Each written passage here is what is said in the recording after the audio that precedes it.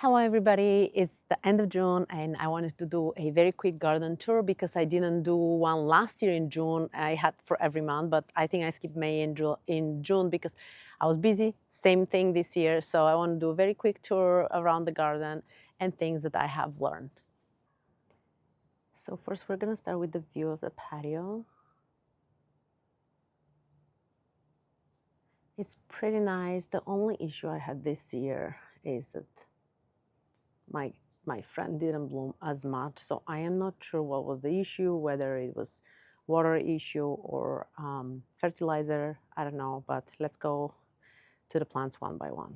So this pot, as you know, I never replant. It's coming out every year. I just spray it for I think some worms or something with BT juice, and yeah, it's gonna be fine. It's recovering now, but I don't do anything to it. The bougainvillea, I have issue with this type of bougainvillea because it doesn't bloom as much. What happened to the leaves is we had a crazy rain and hail, and it kind of damaged the leaves. But overall, it's like it almost blooms way too late. It doesn't go as big as the other one, so I'm not sure if I want to replace it. We'll see about this. This is one of the David Austin roses. It's one of my favorites. I keep forgetting the name. I'm gonna check again.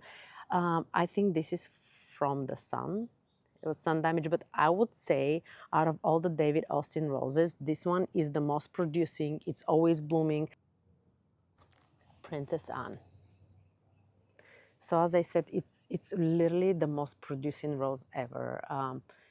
Now it's kind of getting the new blooms ready, but it's stunning. Here we have some hanging basket with some plants, flowers that I don't think they're doing. I mean, they're okay. This is Proven Winners. I got it from Green Acres. Everything pretty much nowadays is from Green Acres. I think I gotta lift the bougainvillea higher, but as I said, it's not blooming as much as last season for some reason. It used to be, yeah. I mean, what are you gonna do? Here we have this pot. This bloomed probably once a little bit, so I'm not sure if I'm gonna replace it because I prefer more blooms. And I don't know what's the name of this plant, but it's pretty cute. So this rose is something I was obsessed with the beginning of the season because everybody on the internet told me that I should get it. I mean, they didn't tell me, but I wanted to get it. So it's Earth Angel. And I was going through so many stores. I literally was going online and trying to figure out how to get it. So I have a little issue with this rose. I feel the blooms lasting just a couple days, just a few days, way less than any other rose I've had. And I don't think I'm excited about that because it's very delicate. It's beautiful rose, but they last just a couple days. So this is sun damage. There's nothing wrong with it. I gotta figure out where to put it. But overall, it's like there's always an issue, and I don't know. I wouldn't suggest it for somebody who is beginning gardening this rose because I feel it's very delicate. I don't know, or maybe it's just me. So as I mentioned, the bougainvillea, we actually replaced the watering situation because I feel like it wasn't getting enough water. So we're gonna see how that's gonna go here, and hopefully it's gonna start blooming like before because it was so pretty. Then this is another David Austin rose. I've mentioned multiple times. Now it's getting better. I had a huge issue with the roses this season. I had powdery mildew, and I was trying to figure out where it's coming from, only to find out that one of our crepe myrtle, I'm going to show you which one, this one had powdery mildew, and when we had crazy winds, okay, I'll show you on the top if I can zoom it that close. Let me see where it is. There's some branches that have this white powdery stuff. Anyway, so with that being said, I had to cut so much of the top of the roses because of it, and I was super upset. Now I gotta figure out how to deal with the powdery mildew on the crepe myrtle so it doesn't really affect the rest of my roses. The bacopa is not getting enough water, and that's why it looks so sad, but I don't have time to figure out all the stuff that is happening. You have seen this every season. It was, I don't know, it was something snowy. Honestly, I don't know anymore. Something snowy. It was from Proven Williams years ago, and I love it. It blooms so beautifully. And then we have, and then we have this situation going, and it's so pretty. And then we have the Endless Summer Hydrangea, which is one of my favorites. because it blooms twice a season. Now it's almost at the end of the road for this blooms, and then I'm gonna cut them, and then we're gonna have another bloom later in the summer. Here I have plants that haven't been planted. I will. And then we have some hydrangeas here. This season, this is a new this season. And then we have a problem with my limelight hydrangea because I didn't cut it properly, so it looks like, yeah, it doesn't look good. Here's the plumbago. It's always nice seeing this beautiful blue color of blooms. I'm switching displays for every plant that is blooming. I'm putting it here in the patio, so it's kind of make it a nice view, and then I'm moving it to different place. Now let's move to the flamethrower. My husband got me this from Green Acres. I mean, obviously. And it's so pretty. I don't know if I see now the red leaves, but it's so beautiful. It's such a beautiful tree. I don't know where I want to plant it because I don't have room anywhere, but it's so pretty. I'm gonna try to see if I can get a better picture of it.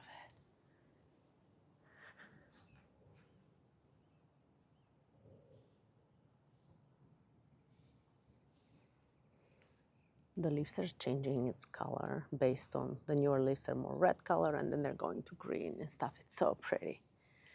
And then let's go to another issue I had this season with this row. This is a kind of tree, and I cut it so low that at the beginning of the season, let me go further so I can explain. So I cut it so short that there was nothing that was holding the branches strong. So we had these crazy good shoots, and when the flowers were blooming, they were kind of dropping, and kind of the branches were falling apart. So it was hard. Now it's kind of getting in better shape. And this is another rose I got from Green Acres, and is this one. It has one rose that has 3 different or 4 different types of blooms. So pretty. And then let's go to this wall of protection, I call it. Yeah, we have 2 different plants here. I wanted to make a shade because the afternoon sun is pretty strong. Now let's go on the back side of the patio. So we have some lantana here, some dahlias coming back to life after last season, salvia. We put some like mulch here. Okay, this light is kind of sideways. That's okay, we don't care about this. If you see the holes there, it's because one of the chickens got out and was digging holes. We have one of the David Austin roses here, and this one was a gift from a friend, and it's so pretty. Oh well.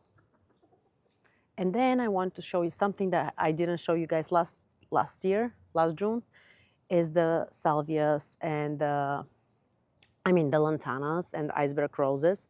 This is probably the best part of the summer when it's very, very hot. This is something that is thriving through heat. If you need something that blooms all the time, that starts in late spring, I'll get lantana, doesn't require much care. At the beginning of the season, like in January, February, I try to trim it just a little bit lower so it has fresh like shoots, but other than that, I don't do anything. And the roses are doing amazing. And then we have, again, the Eden Climber. I've had the most success this year with blooming so much, and I'll tell you what I did. I just fertilized it I think it's 3 months, I would say. And I can say all my roses are doing amazing because of it. The fertilizer is making a huge difference for the blooms.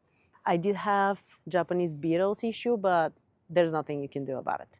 So let's move here. We have more David Austin roses here that I planted in the garden this season, butterfly bush, and then, of course, salvias, lantana, and also easy Italian ice rose. And now it's kind of taking a little break from blooming. And then you guys have seen this one. It's a climbing rose. I don't know what is the name. And now in a pot where people are wondering, can you have hydrangea in a pot? This is hydrangea in a pot, and it's so beautiful. And it has been here for years. It's blooming beautifully. It has less shade than usual because This tree is not doing well, and I feel like maybe it's the end of the season. Maybe we'll remove it. It's just like it's not doing as well as it used to, and it's making so much. Yeah, the leaves are falling, and it's crazy. But that's pretty much on this side. I've got some salvias that sometimes are blooming, sometimes they're not. From Lowe's, it was kind of ground cover and used to have these silverish leaves, but I don't know. I feel like this is the place that changes to a very healthy version of it because it was so like silverish, or maybe the different seasons it's changing its leaves. And this is Russian sage. Yeah, this garden doesn't look as good, I would say, but maybe the next year I'll spend more time. And look how amazing, this is a joke, the cucumbers are looking. I think they need more sun because of the trees. Maybe next year we'll do something else. And then I have some seedlings there with the zinnias. Yeah, I spread some seeds and I just let them go, and they're looking pretty good. Yep. And this is another stunning view of my hydrangea on the side of the house. And they're kind of two different shades. This one is more like a pinkish, and this one is like more red with pink. It's so pretty. Look at this. And then we have some climbing plants here. They haven't bloomed much this season, and I think because the sun doesn't reach them yet. I don't know. I mean, it is what it is. Azalea, and yeah, we kind of cleaned the back, and we got to spread out more of the mulch, but nothing really crazy here. The strawberries, the tomatoes are not doing very well. I don't know why. I really don't have the time to spend this season here, but this is what we got here. This is how the situation looks like in one of the side gardens. I planted some roses a couple months ago. It looks better than before for sure, but obviously more work to be done.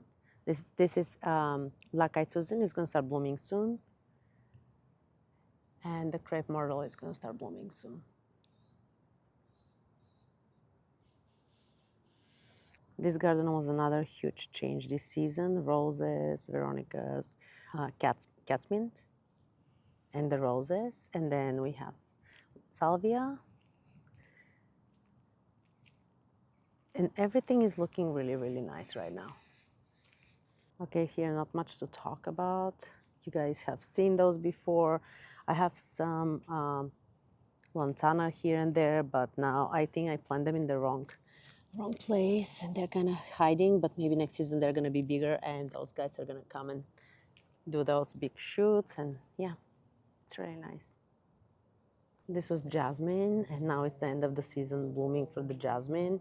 And then here we have, all those are from Proven Winners. I just sprayed them with the BT thing that I told you guys for the worms that are eating the buds, and now it's kind of getting back to healthy place, I guess. And then on this side, you can see this beauty. Those are plants from buds. You plant them at the beginning of the season or whatever, just read the instructions. This is a bee balm, but I think it needs more sun, but I decided to plant it here, so that's what we have. This garden has become one of my favorites just because of everything. So we have the cat's mint. This type and this type are very different, but they didn't have the same type at Green Acres. So the beginning ones are the same and the inside are the same, 3 of them. And then of course we have some lavender here. I just left it. This rose is from Green Acres. It was so beautiful. It has this beautiful orange. Now it's yellow, but it was turning into orange, I think, at the beginning of the bloom or something. It was so pretty. So I replaced here one of the dying plants. And then we have, of course, the iceberg roses. But overall, it's so pretty. And I think next season is going to be even better because of the new flowers that I put here. This is the side of the house. This is a kind of white hydrangea, but it's turning, no, actually it's light pink. Hi, Leo. And you can see the other hydrangeas I have on my side of the house. And I try to take care of it as much as I can, but... Hi, Leo. And this is the neighbor cat. Hi. So this was the garden tour very quickly, end of June. If you guys have any questions, leave a comment below, and I'm going to try to answer them as much as I can. And this is pretty much it. So now I am going to work, and we'll see when I'm going to take care of the roses so I can kind of deadhead them. Thank you guys for watching, and I'll see you in my next video. Bye.